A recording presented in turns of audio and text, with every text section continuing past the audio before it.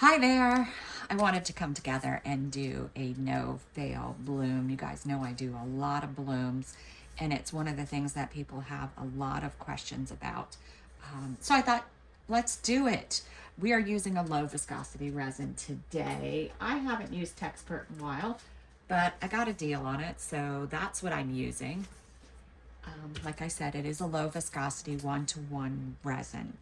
I've mixed up, let's see, how much did I do? I did 6 ounces, but I'm working on another project, so I'm not going to use all of this. The really important things are when you mix your resin, when you combine it, make sure it's crystal clear. When you're stirring it, you shouldn't see any strings or lines or anything in it. It should be completely clear. The next thing you need to do is you need to make sure your resin is at the right temperature.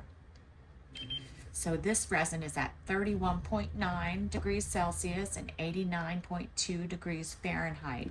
So that it means I usually start with a low viscosity resin anywhere between 32 and 34 degrees Celsius.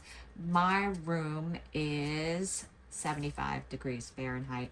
It's a little bit warmer since it's summertime.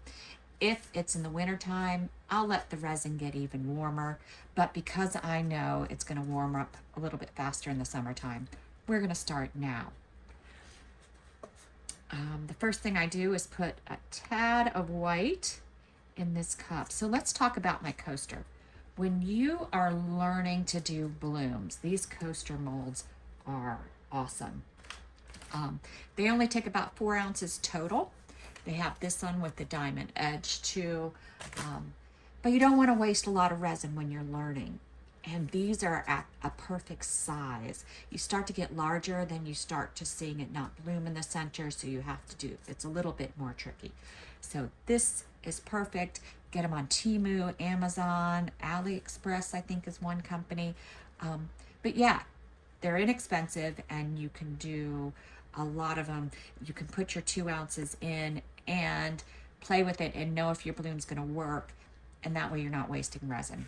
So let's go ahead and get the bottom of this mold full. So for this mold, I usually do a little bit less than half for the base.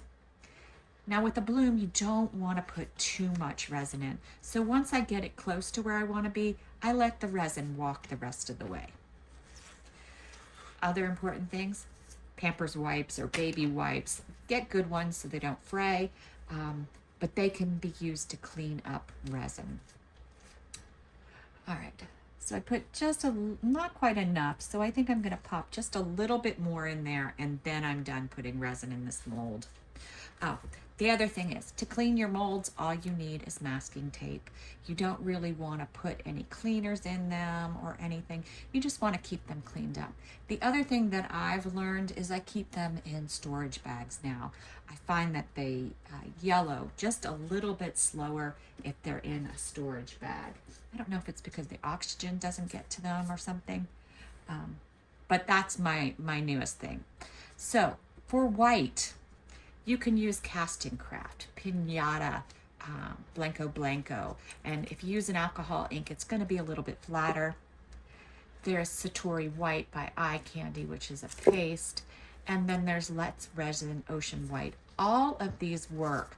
You just have to follow the same principle that we're going to talk about now. I'm going to use Casting Craft.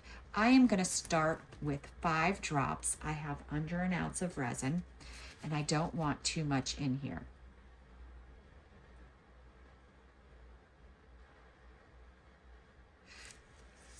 So I did my 5 drops. You always want to put less rather than more because you could add to it. You can't take away. So let's give it a good mix up. Now you want this to be closer to 2% milk, closer to almost a whole milk coloring. If it's too pale, your blooms will fray, won't be as solid.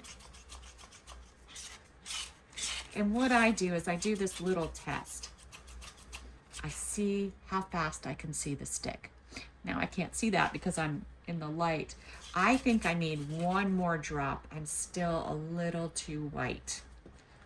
So I'm just gonna add one more drop to make myself feel better. It's very close to what I want. One drop's not gonna make a huge difference if I go over. Now, when I first started, I would pour the blooms from the cup. And you are welcome to do that. You don't have to use piping bags like I'm gonna show you. All right. So you see that's just a little bit wider. Let's take it up here so you can look at it. And you can see the stick as it sort of falls off. You may want to do a couple of these, looking at the different variants, the different colors. You put 6 drops in, put 8 drops in. The different bottles. I'll tell you, every time I get a new bottle, I have to adjust how many drops I put in. So at home, you're just gonna have to look at it because you may have a bottle of casting craft, but your drops may act differently than mine. If you're not using Teexpert resin, you may get a different outcome. Today for my alcohol inks, I'm using Let's resin. I wanted to use ones that everyone could get.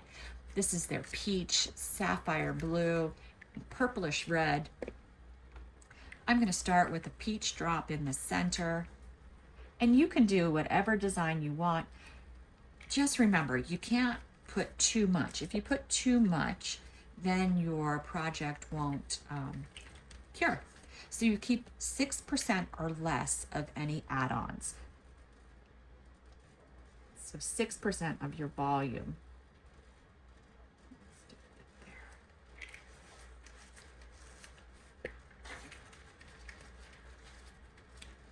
I'm still going to try to get this blue in.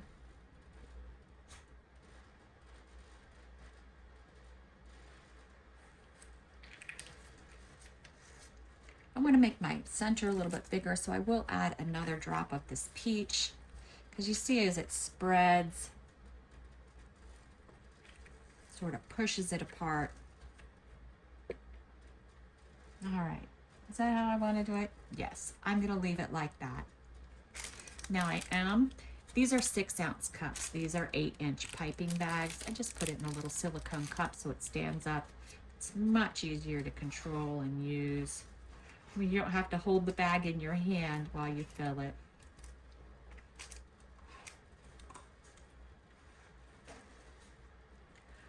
All right. So I'm going to stand up to do this just so I can see sort of the center. And I always like to have my color a little bit bigger in the center because it's going to all pull in. So that peach is going to kind of disappear anyway. But learn what you like. I am going to do a traditional here. I'm not going to do anything strange. It's going to be a straight up traditional. So I'm going to take and snip just a tip off this. Now you don't want it too tiny. You see that? If it's too small, you'll get a really thin stream and it won't be able to grow much. If you put too thick though, you might get blobbies, the dreaded blobbies. They're like the dots when you don't want them. Sometimes we want them. So you just have to be careful. So the traditional bloom starts in the center and just does a spiral.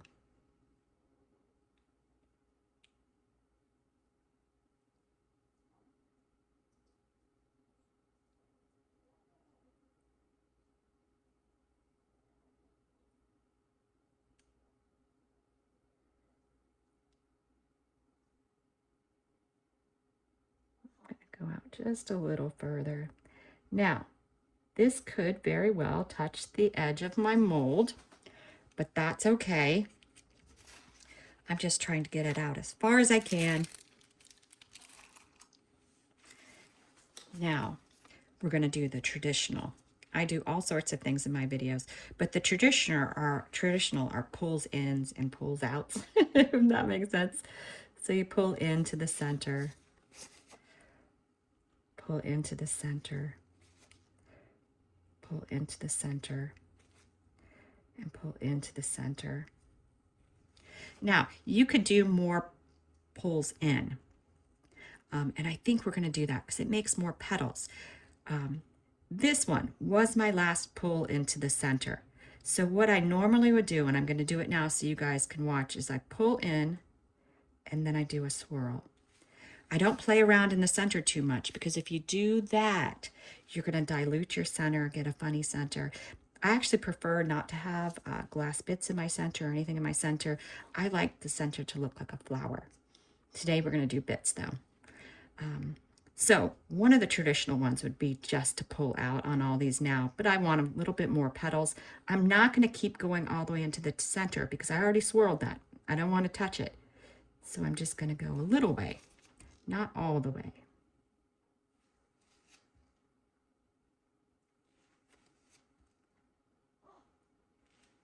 And now we're going to do those outs. I prefer outs not to be too far out, right? I just want a little tip on my petal. So I'm going to go about halfway on the petal and just touch the outside. Not so that it sticks out really far and that your white is outside your petal. I use a paper towel for this because you don't want to mix your colors, and sometimes that can happen. So it's just good to clean it off after each pull. All right, so that's it. Very traditional, very easy. I'm gonna grab, I know I have resin on my hands, so I'm gonna grab a wipe. I don't wanna get the resin all over my bottles. All right. Now, I always have a tough time deciding what I wanna do on the outside. I have these bits, they actually are blue. They're very, very dark. I pulled out some rose gold and some other gold ones because I thought, oh, let's do something that you can really see what I'm doing. So I bought these little scoops on Amazon. They're perfect. If you're looking for any products, I do have a link to my Amazon thing that has all the things that I bought. You don't have to buy them there. It just shows you what I've purchased if you're looking for something similar. So you just come down and try to center it in your mold. And I don't worry too much. There's some pores that I'm like, yeah, I want this to be perfect. And I'll keep a measuring tape around just for that and measure it and see that it's perfect, you know. This one, I don't care. This one, I'm just doing fun. I want a fun, big center.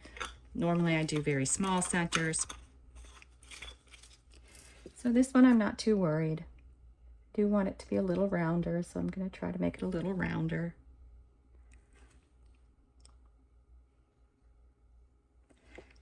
Push it down just a bit. All right, we are going to come back to back it together. Normally I'll back it on my own, but I want you guys to see, and I want to talk about how I pick my backing colors. All right, we'll be back. Okay, we are back. Looks like we have a pretty great bloom. I can see it on the other side. As a beginner, I would also look for clear molds so you can see your bloom on the back, or not clear, but more transparent. So before you back it, you'll know whether you have a pretty good bloom before you waste the resin on backing it. Now, the next question a lot of people ask is what color backing? This one appears to be a pretty strong bloom. You might be able to back it with a lighter color, and because it's stronger, a mica powder would be okay. The reason I say mica powder is if the bloom's not strong enough, sometimes the mica powder with the pearlescence will take away and you won't be able to see the edges of the bloom. They're kind of transparent here anyway, so we may have a difficult time seeing them. I pulled out one color that doesn't really match at all, but it's a strong color, which would allow us to see the edges of the bloom. And then I pulled out this deep blue hyacinth that I get from Laura's Art Corner, which would look great too. I'm just afraid that the blue will sort of just fall apart with that, right? I also pulled out some glitter because I thought, oh, we could add a little bit of glitter to this, and that may make it stand out just a little bit more. And ultimately, I think this is my way to go. So I have 2 ounces of resin. I'm going to take a good bit of this because I don't want any transparency. I want to be able to see it. I just dropped it on my table. All right, give it a good mix up. With mica powders, if you're not using a really good mica powder, you may end up getting chalky bits. So you do have to mix it really good. Generally, Laura's Art Corner, Eye Candy, even Let's Resin have good, resiners have a good set. I find the off-brands I have a little bit more trouble with. Craft Resin has a set that work really well. All right, so we got that mixed in. You could see it's pretty dark, but I want to give it some fun shimmer. So I'm going to go take my Glitter Makes It. This is the Queen's Crown.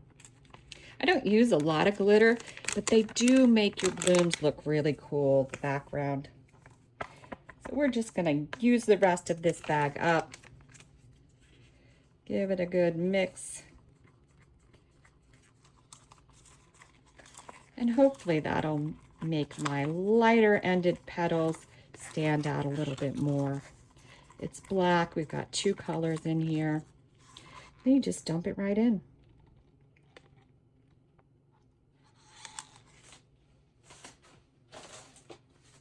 Now, what I didn't talk about last time are bubbles. Generally, with the low viscosity resin, you don't run into too many bubbles, which is a good thing. But you have your torch, and you could use that. If you're using alcohol inks, I would not use a 91 plus alcohol spray because that can mess up your design. You also can use a heat gun, which works really well. This I kind of domed a little bit. I had a little extra resin in there.